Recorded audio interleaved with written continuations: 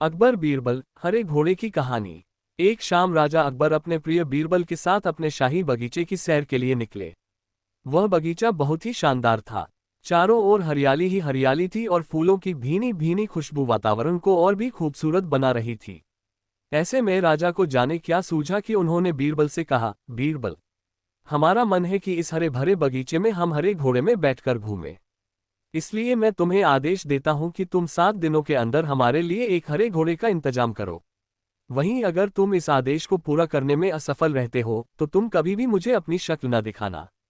इस बात से राजा व बीरबल दोनों वाकिफ थे कि आज तक दुनिया में हरे रंग का घोड़ा नहीं हुआ है। फिर भी राजा चाहते थे कि बीरबल किसी बात में अपनी हार स्वीकार करे।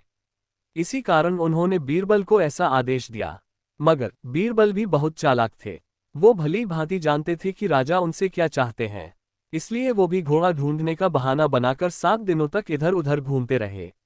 8वें दिन बीरबल दरबार में राजा के सामने पहुंचे और बोले, महाराज, आपकी आज्ञा के अनुसार मैंने आपके लिए हरे घोड़े का इंतजाम कर लिया है। मगर उसके मालिक की 2 शर्तें हैं। राजा ने उत्सुकता से दोनों शर्तों के बारे में पूछा। तब बीरबल ने जवाब दिया, पहली शर्त यह है कि उस हरे घोड़े को लाने के लिए आपको स्वयं जाना होगा।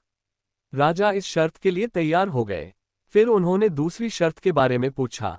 तब बीरबल ने कहा, घोड़े के मालिक की दूसरी शर्त यह है कि आपको घोड़ा लेने जाने के लिए सप्ताह के 7 दिन के अलावा कोई और दिन चुनना होगा।